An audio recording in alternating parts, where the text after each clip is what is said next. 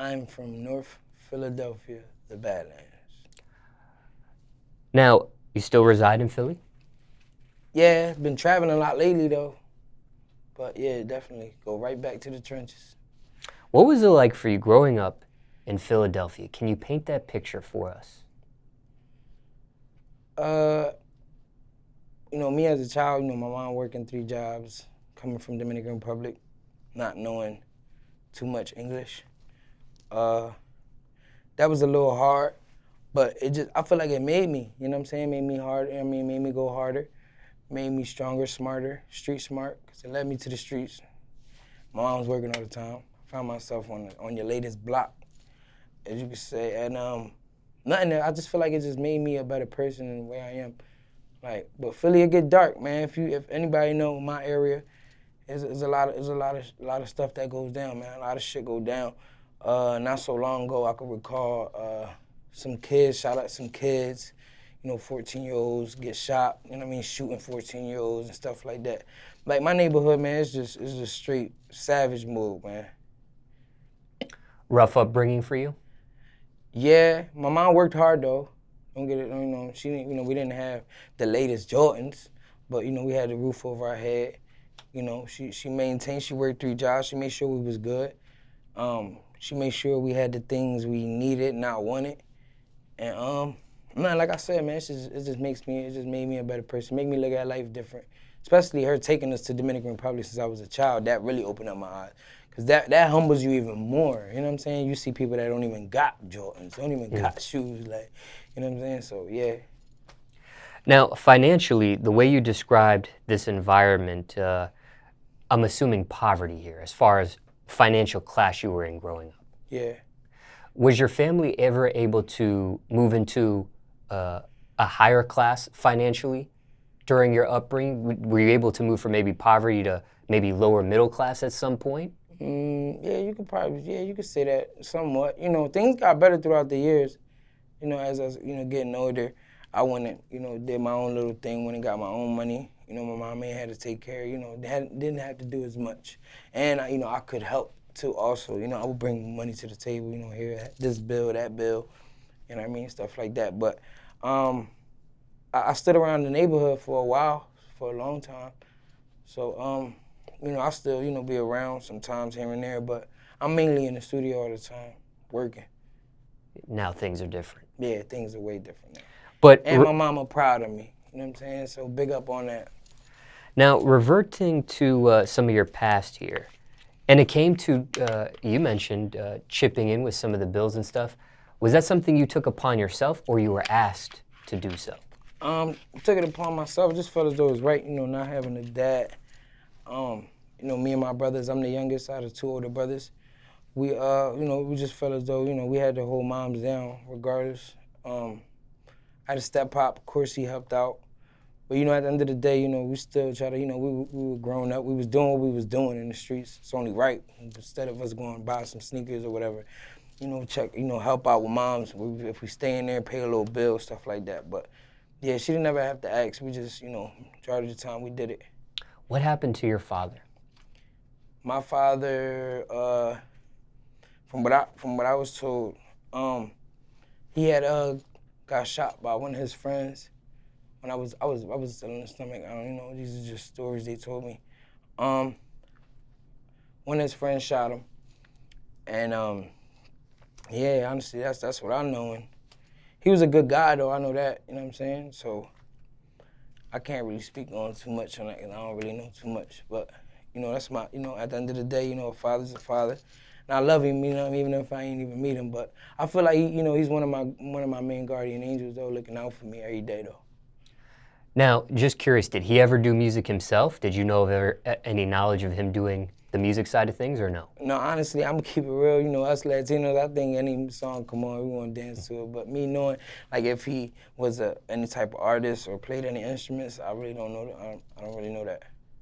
You mentioned a stepfather in this picture. Yeah. How old were you when that happened? I was about 7 years old. It's a funny story too, cause I remember my mom was like, yeah, I'm talking to somebody, whatever, and me and my brothers, we ran upstairs and we was like, yo, wonder who it is. And we're just coming up with just wild, crazy, people we would think that, how about if it was this, how about if it was this, famous people, we're naming famous people and all that. No, we were young and shit, but that was one thing I could remember when I first met my step-pop. But shout out to Reg, man, that's my guy, man. He held us down for a long time. Good relationship with him? Yeah, definitely, man. Now, sometimes when I do these type of interviews and there's a step-parent in the picture, sometimes it doesn't sound a good relationship as you made it sound here, right? Sounds like you're on good terms. I do interviews where people are bad terms with their step-parent.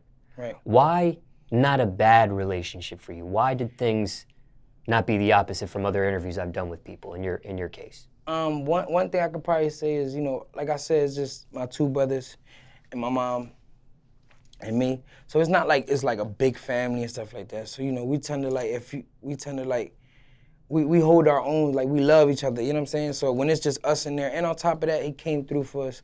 He helped out my mom.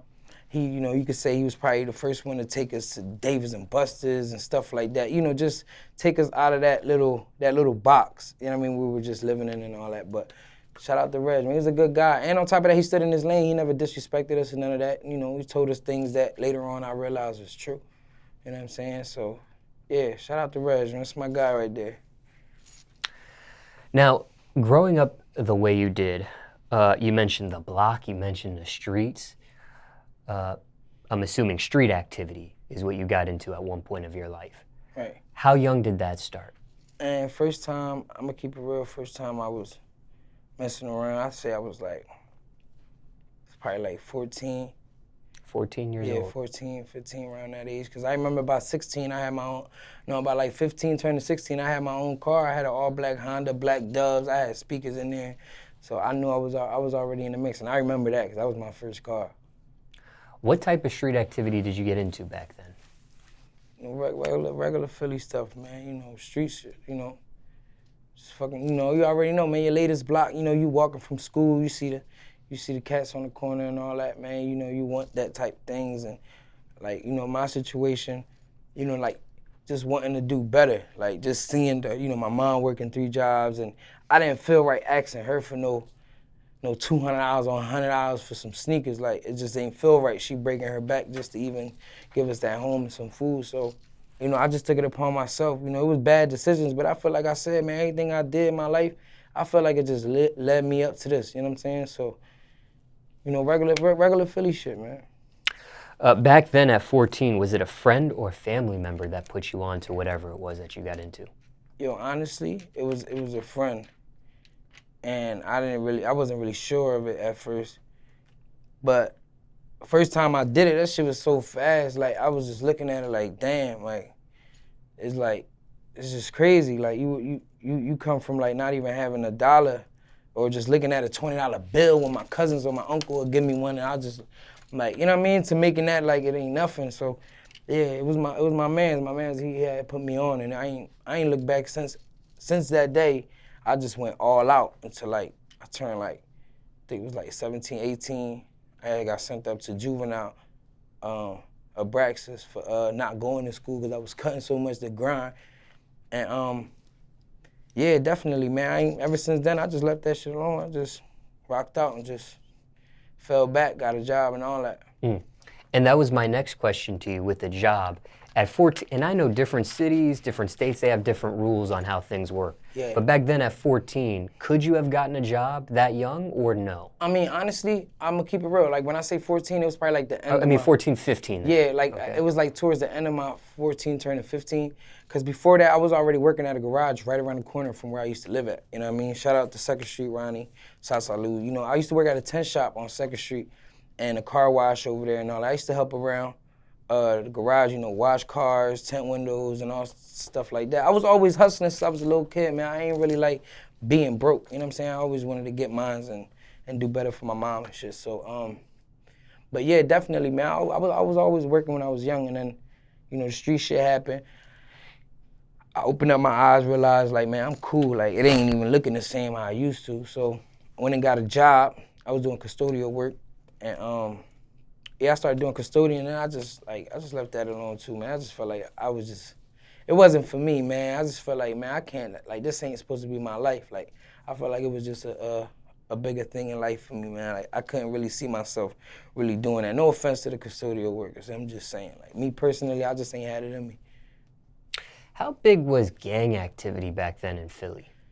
Oh, believe it or not, man, Philly, man, they don't even got gangs and nothing like that. It's more like the niggas you fuck with and shit like that, like your area and shit like that. But gangs and all that, niggas ain't even on up on that shit over there in Philly. Now,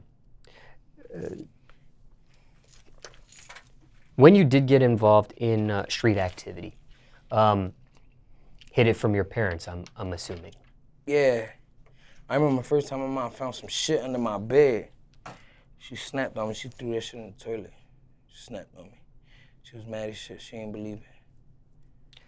That happened before you ended up going to juvenile for the absentee stuff? Yeah, she had an idea. I was coming to the crib with fresh sneaks every other couple of days.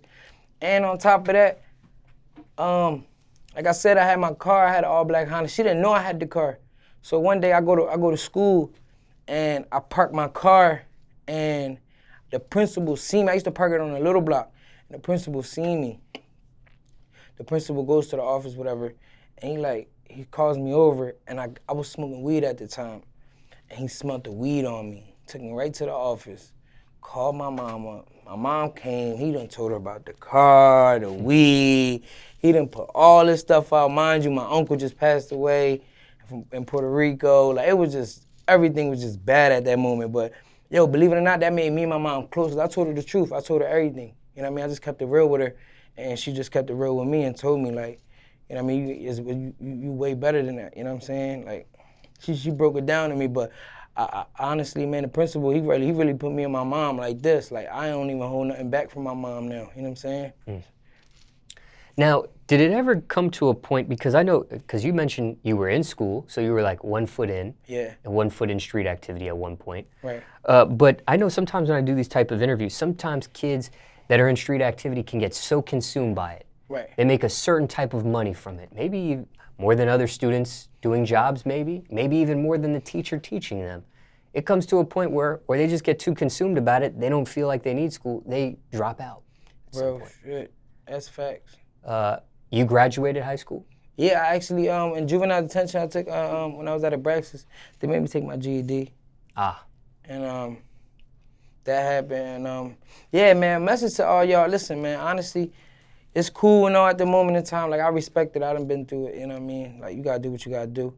But, like, I noticed me and my man was talking the other day, not so long, we was in Miami, and we was busting it up.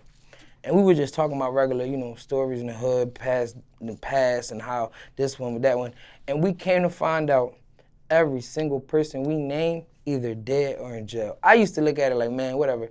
Like, people used to tell me that you're gonna end up dead, but it's really real. Like, that shit is really real. Like, you gotta really, like, put your mind to it and really decide, like, yo, you really gonna do this? Or at least even if you're doing it, make sure you invest in yourself, like get properties and stuff like that. Clean your shit up so you can get out of that. You know what I'm saying? Don't make it a thing for life. You know what I'm saying? Like, make sure you flip that shit and make sure you get up out of there and just do the right, just move a certain way. Don't sit there and look at it as a long-term goal. Like, make sure you buy properties and build your equity up and stuff like that. So, okay, I'm a little confused. Yeah. Fill in the gap here. So there was a point, and I don't know what grade, maybe you could say what grade. What point did the juvenile thing happen because you were absent so much? Man, I was I cut one time, I ain't never looked back. That shit was so addictive. It just felt so easy. And I was, was in the streets. I say like from 14, 15 to like 17. I really was not going to school at all. Oh. That whole time. That's why they sent me to Abraxas. And I turned 18 up there, I remember, because I thought I was gonna come home. Like, I'm not even a juvenile no more. They wasn't trying to hear that shit. But yeah, that whole gap. So really like 8th grade, 9th grade to like end of high school, which I didn't even finish, like going. I see. But you doing the GED program, you do Yeah. have your diploma. Yeah, I did all that stuff over there at Braxis. Braxis is a youth juvenile detention center? Yeah, Braxis 1 is all the way up Erie, PA. Man, listen, they set me up too. They told my mom, yo, he missed court. Just come on down here. We're gonna sign some papers. We're gonna get him out of here. I said, cool, mom, we out. Let's go down there. I go in that youth study center. Bam. They put me in there. Next court date, I'm like, all right, cool. All right, we signed the paper, but I'm like, we got court 2 days later. I'm like, they're gonna let me go. Yeah, all right. They fucking got me in there. I'm sitting there like, man, I'm about to go home. I see my mom, I'm like, man, I'm about to go home. Man, I don't know what the judge said. I don't know what happened. All I know is that whole 2 days was such a blur to me. Like, I honestly just remember me going up in a van. We was tied, we had the chains on and stuff like that. We just took a long ass ride all the way up Erie, PA, like 7 hours away from Philly. I just woke up in the cabin. Like when I came to my senses, I'm like, yo, what the fuck? I'm in the cabin. Like that shit was crazy, man. I remember that shit. How much time did you have to spend? I had a 9 to 12, but I turned it into a 4 to 6. Like I just like once I got there, I just feet running. Like that's what they said. Like you got here and just went straight to the point. And I mean, I didn't give nobody no headaches. I fell back, and I mean, I was a little older, so you know, I put them other niggas in the cabin. You know, I was, you know, it was some people that was already there, and with me and them, we was just schooling the other young boys that was drawing, that was in the way. We was telling them like, yo, bro, if you fall back, you just stay out the way. We'll get way more shit done faster, and we'll have a lot more things we could do. They'll take us off grounds. You know, so we checking them and stuff like that, telling them more or less what to do. But honestly, I just went in there with a mindset of just getting out of there, because that shit, I'm cool. You know, I was always about getting my money and stuff like that, so I wasn't really into the being locked up with a bunch of kids and stuff like that. And I was already 18, turning 18, like, so I had a whole different mind frame. When you say 9 to 12, 4 to 6, we're talking months? Months, yeah, definitely months, yeah. Now, you've never been to jail, Nah. just juvenile. Juvenile. Yeah, I ain't never caught no adult cases or nothing like that. Good. Yeah, I stood out the way. Now, what about school? Okay, I understand that period of your life where you were absent, in and out the streets, did the juvenile thing, but just school overall, right? Yeah. How would you classify yourself as a type of kid you were in class? How would you categorize yourself, or characterize yourself, I should say? Overall speaking, talking about your school years now. Oh yeah, I wasn't, you know, I don't know, man. I'm gonna keep it real. Probably from like 2nd grade to like 6th grade, I was probably a little headache. Maybe it was, you know, family, you know, young, you know, when you young, you know what I mean? You start thinking and shit, I'm thinking about my pop and all that extra shit.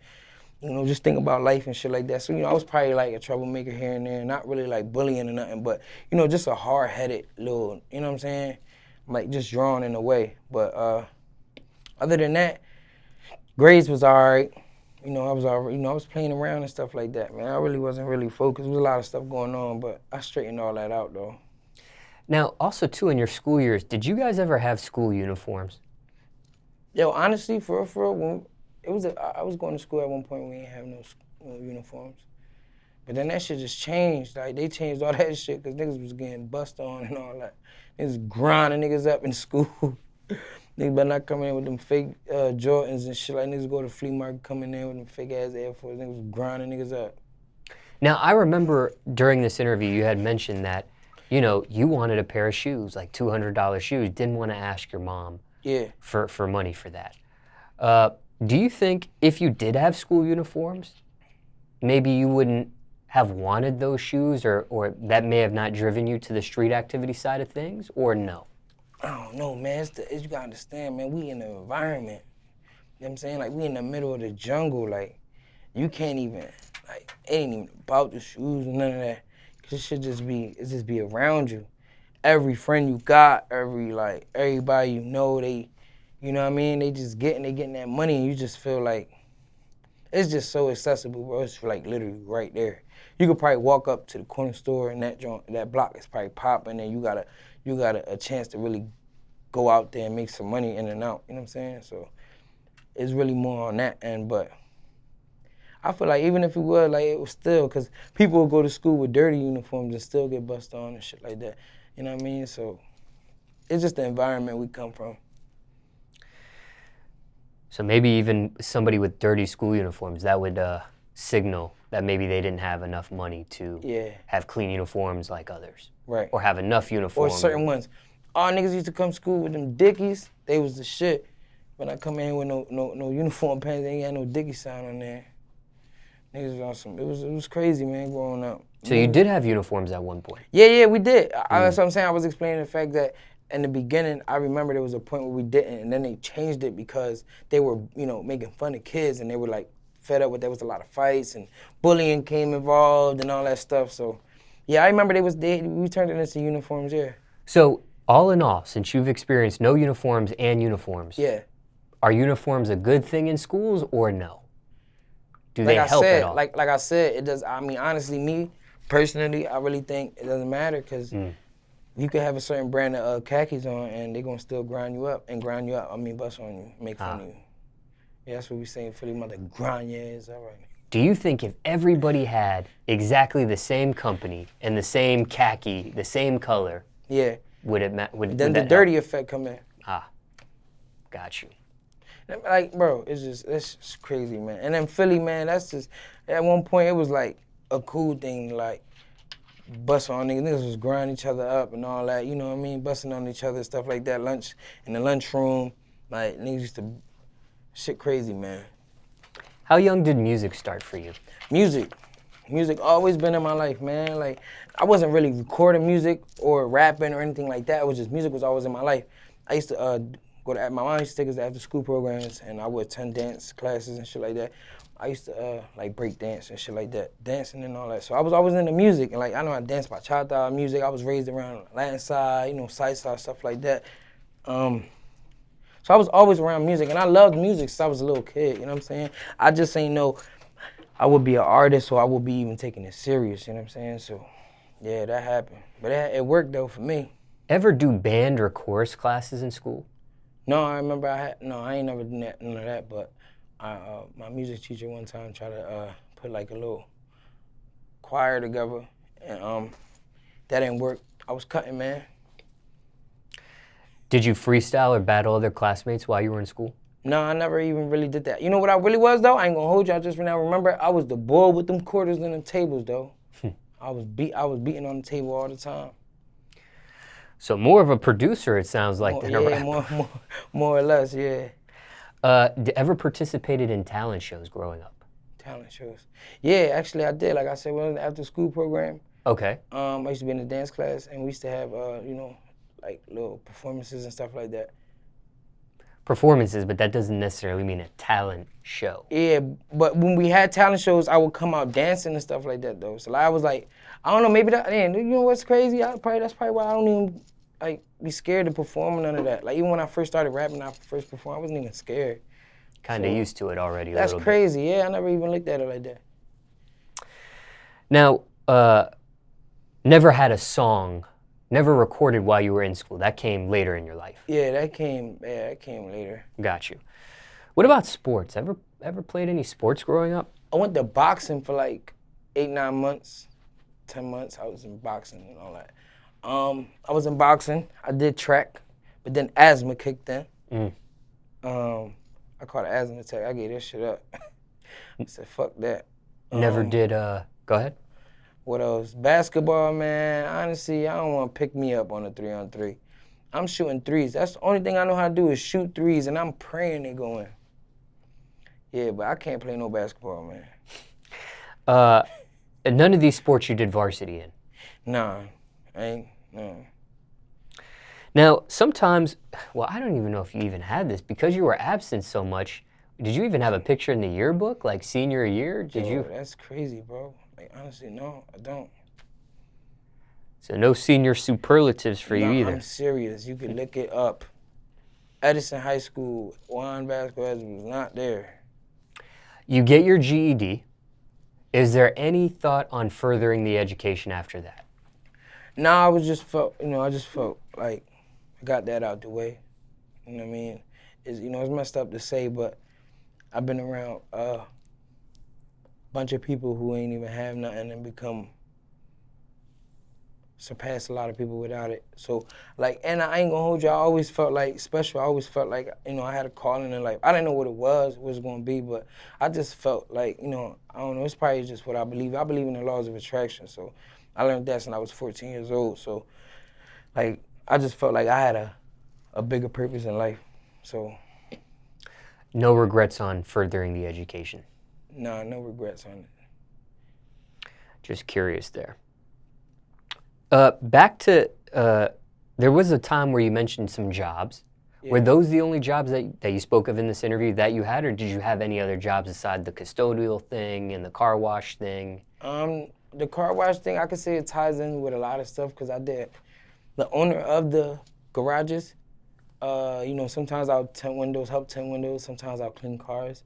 Sometimes I go with to, you know, he'll have houses and I'll go help, you know, remodel them and stuff like that. He'll rent them out. Moving company he also had. So like he always just kept me working and that was like my father figure.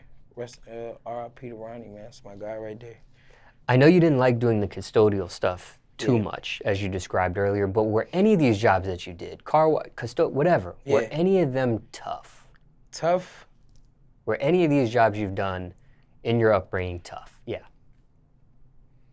You said the custodial thing wasn't for you, but that doesn't mean it wasn't hard. tough. That wasn't that hard. That was cool. Maybe the moving company thing, traveling. You did a moving company thing. Yeah, that's what I'm saying. Like he had a moving company. I used to work with him on a moving company too. We would go everywhere, man. I went to North Carolina. I went a bunch of places. Like that was kind of hard, man, because he was moving rich people. Like these people had like expensive like sculptures and shit like that. So you had to be real careful. And yeah, it was crazy. Worst spot that I ever moved, that we helped move people in, was New York. And those apartments and them stairways are the worst. Elevators suck. Like, that was one of the hardest jobs I had, though. When you had to move rich people, did you look at that as motivation? Did you look at that as inspiration? Yeah, I remember this one time we was moving some guys. If I'm not mistaken, man, it was Allen Iverson's manager at the time, or agent. He just had a bunch of memorabilia of basketball players and stuff like that. Yeah, I remember we moved him. I remember that. I remember the condo we had too. It was crazy. Eh? We moved him from a condo to like a house in Virginia. And the house was so big, like. But he had a lot of memorabilia, basketball players though. Do rich people tip well when moving or no?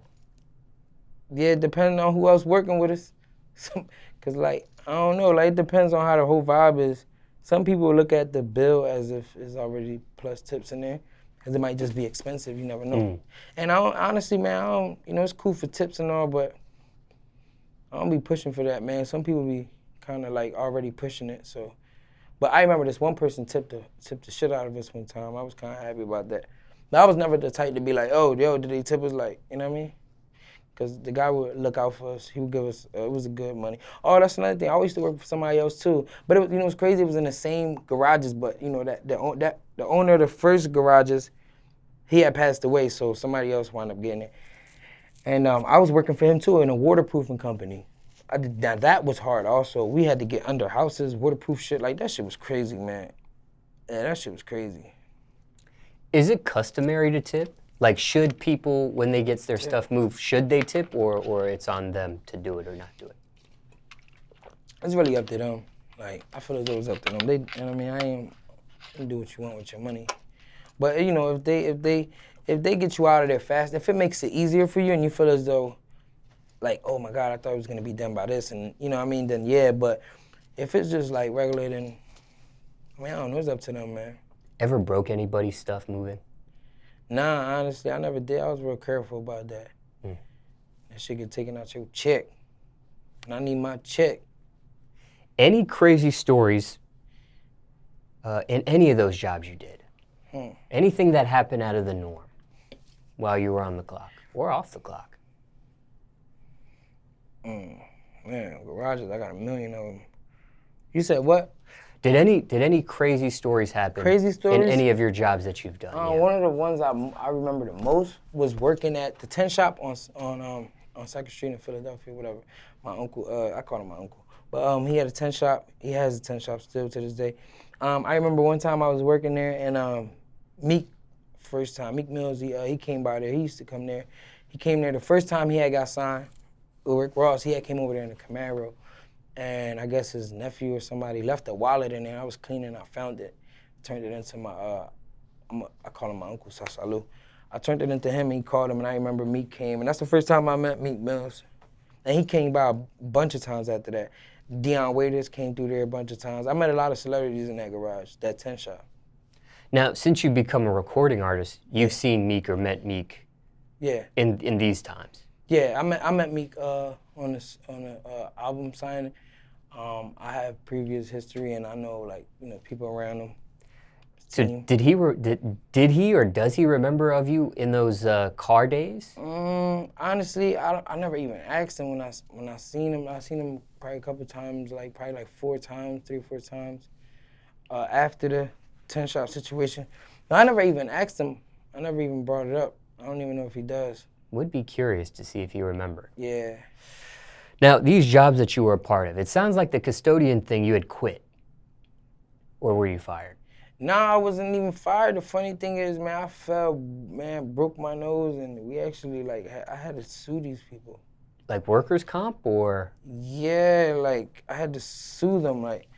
They had, the plastic on that goes under the chairs, the computer chairs? Okay. That was ripped. I was going for the trash can, I tripped and hit the corner of the table, and I had to broke my nose, I had a deviated septum, I was just surgery and all that, and they made me sue them and stuff like that, so, yeah. And this was how long into the custodial job were you when this happened? 3 months in, 2 months in. Yeah, freak accident? Huh? Is that considered like a freak accident? Yeah, I mean, honestly, man, I don't know what it's called. I know I fell and broke my fucking nose, though. I know that shit fucked my nose up. To this day, one of my noses, smaller than the other, if I was to inhale, one side would go in. It's crazy. I felt bad 'cause my mom had got me that job. She was working there. So I didn't want to, put her, in jeopardy of losing her job and shit. But they actually was like, you know what, you should just sue them. So I sued them. Nothing happened to her, though. So, yeah, I sued them, though. You sued them for, just the medical bills or emotional distress? Yeah, I left it in my lawyer's hands. I just went with the flow. I wasn't even trying to do it. Like I said, I was scared of my mom losing her job. Well, you know what I mean? So I didn't really want to go too hard into that. But yeah, we wound up coming to an agreement and all that. So they paid for my medical bills and stuff. Yeah, I had 3 surgeries on that shit, so it was a couple dollars. Wow. Yeah, I was in the house for I was stuck in the house for 2 years straight. Because of that? Because of that, yeah, because I was in and out surgeries. And the first time I had a surgery, I panicked one night. I felt claustrophobic. I had the stuff in the gauze in my nose. I pulled that shit out on some sauce. This shit was nasty. I feel to this day, I still get some effects, some problems from it. But still, I just, I couldn't tell anything was wrong with your nose or had happened to your nose. I'm gonna show you. Look. See? Yeah. See, one side's closed and the other side's kind of more open than the other side. But so it doesn't look like it left a scar or something. No, not a scar. It's more you can see a little crooked though. It's a little crooked on the bridge of the nose. If you make a huge sum of money with this music stuff, yeah, would you ever fix whatever's wrong with the nose at this point, or no, just keep it as it is? Yeah, I'm gonna keep it like that. Nobody even notice. And I don't know, my voice is different now. You know what I mean? It affected my voice. I don't sound the same. I used to have my voice wasn't deep, but it wasn't the way it is now. I feel like it's high pitched. Probably why I sound so good.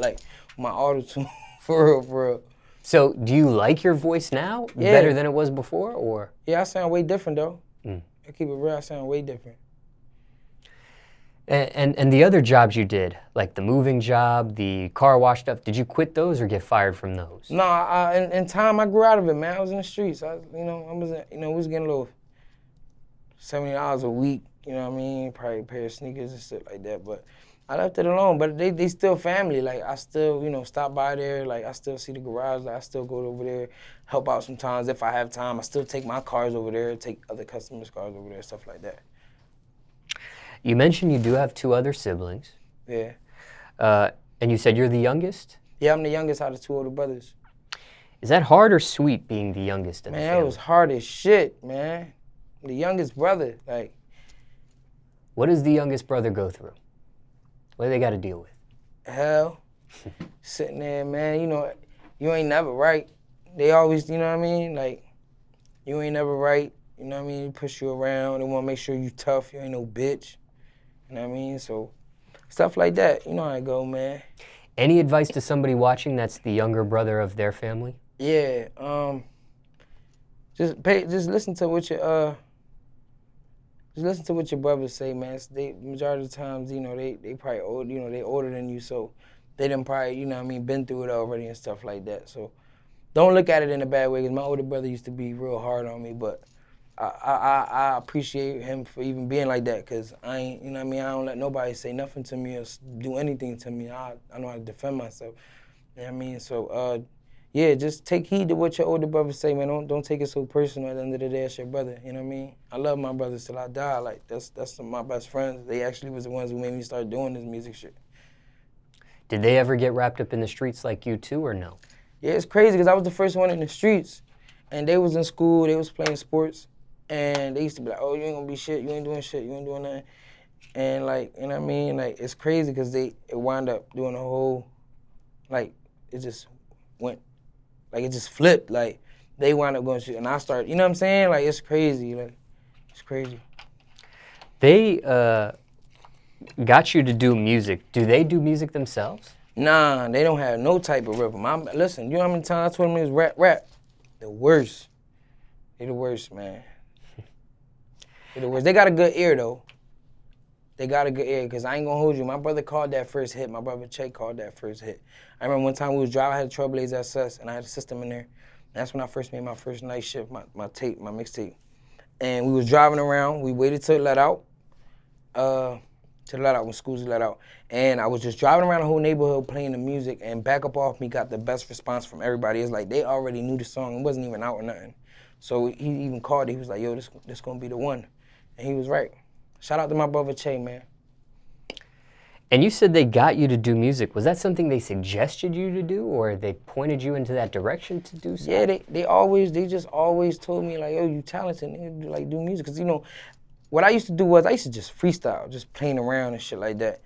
Like when I'm in a car and the radio comes on, and then, like, you know, it'd be having like 10 seconds of just the beat, 15, 20 seconds of the beats. I used to fuck them Jones up, just freestyle. I used to be like, yo, you got potential. And I used to just look at it like, man, you my older brother, you my brother, you gonna tell me I'm hot regardless. Like, so I used to look at it like that, but they were right all along, though. Now, does any other family members do music aside yourself? Or are you the only one at this point? I mean, that I know of, my grandfather, rest in peace, he used to play, like, congas and stuff like that. He used to play, like, a lot of, like, Spanish instruments from my mom's side. Parents supportive of your music? Yeah, of course. At first, when I first started rapping, so I'm like, yeah, I'm rapping, Mom. She like, oh, yeah, whatever. And then I was like, yo, look, I'm really taking this serious. Like, it's starting to work out for me. She was like, yeah, whatever. And then I took it to this Stop the Violence thing that we had around our area and my neighborhood, and I brung her. Mind you, she didn't understand she didn't know, like, shit was, like, getting real. And she was just sitting there, and she seen the reaction. Like, first of all, when I first pulled up, they straight took me straight to a backyard where it was closed off at. You see kids, everybody just waiting at the fence trying to take pictures with me. She didn't understand it. She was like, all right, yeah. Then I hit that stage, and she seen, I'll never forget this day, she seen everybody out there singing word for word every single song. And, like, I just seen her, like, I caught her, she was just, like, amazed. Like, she even, like, she could just tell, like, she was, like, real happy. Like, she was, like, not, like, just tearing up a little bit, but it was, like, out of joy, you know what I'm saying? Like, damn, it's crazy. She didn't believe it was like that. And, like, now she's just excited, just as excited as I am, you know what I mean? Because I tell her everything that's going on. She knows, she said, like, she even said it herself, like, it's going fast, like, it's coming real fast. Like, everywhere she go. Mind you, she work at a school or whatever. She'll work at a lunch lady, and you know, kids be like, oh, this your son, this and that. Like, and she still, like, she just, like, just look at, you know, I'm her son, so she look at it like, all right, yeah, whatever. But she, like, now she realized, like, it's getting real. Like, it's getting real. Like, crazy. Her friends, everywhere she go, people tell her, like, it's crazy. It's one thing for a family member like your parent to support what you do. It's another for them to like what you do. So it's one thing for her to support music. It's one for her to like the music. Does she actually like the music? Yeah, man, my Spanish song is one of her favorite songs. She like Running and Running. That's one of my records too. She like my music. I play her. Sometimes I just walk in the house, like I walk into her house and just put my Beats headphones on her and just play a song. She be like, "That's you? That's how that do, Anthony." I'm like, yeah. She don't even be believing that shit. She just don't believe it. Like, you know what I mean? Cause you gotta understand where she come from. Like nobody, even in her where she was raised at, people in her neighborhood wouldn't even believe even coming to America. Like, so for her son to even be working his way up like that, she amazed by that. You know what I'm saying? What does she think about the cussing? Oh man, my mom, she not that type to be like, oh, you know what I mean? Like, she old fashioned, you know, with Dominican, you know, they're real strict and all that. But I don't know, man. I think that's why I respect my mom, man. I love my mom. She let us be us and let us be us. She don't really tamper on like, oh, you should do this and do that or stop doing that. You know what I mean? Cause I guess she looking at it like, yo, it's been working my whole life. Like, it's been working. You know what I mean? She been letting us, you know, she let us go, but you know, she always still got us by the leash. But you know, she don't really sit there and make it hard for us. And I guess she feel as though it's been working. Her seeing this performance of yours, did you know she was going to be there? No, I invited her last you minute. did? She was just in the house and it was in summer. And she was like, she had my nephew. And I was like, Mom, why don't you just come with me? Let's like come experience this with me. And she was like, all right, come on. She just thought it was going to be a couple people there. Like now, every time she got free time in this event, she be coming. She be wanting to come. Were you nervous or was it awkward performing in front of your mom? No, actually, like I said, like, no, honestly, I don't know, man, I'm made for this, man. It just feels right. Like, I mean, before you get on, like, my heart beat fast, but once I'm out there, it don't even feel like, it just feels natural. Just curious if it's a different feeling because you know your mom Yeah. is in the audience. Yeah, no. No, maybe I'll probably want to perform a little bit harder. But other than that, no. Like, Now, best advice your mom or your stepdad has ever given you at this point? well, my mom always told me to just be true to yourself. Make sure you do it because you love it. And my stepdad used to always tell us, he used to be like, you either gonna take the left train or the right train. That's what he always used to tell us, and we didn't understand that shit. But he was like, man, look at the people who took the left train, the people who took the right train. Which side you gonna pick? He used to always say that shit. Yeah, I remember those two quotes is what I remember them saying a lot to us. Do you follow these advices? Yeah, of course. Yeah, of course. I took heed to all that. Like, that's why I am where I am. Like, people be like, oh, well, how do you come up with this? I'm not doing nothing but just being me, you know what I'm saying? That's why it just happens like that. It just happens organically. It's not forced on, you know what I'm saying? I'm not sitting there trying to force a hit record to come out, or I'm forcing my people to be around me and, you know what I mean, pull strings for me, and I'm not making them do this. Like, it just happened organically. It's just natural, you know what I'm saying? It's meant to be, you know what I mean?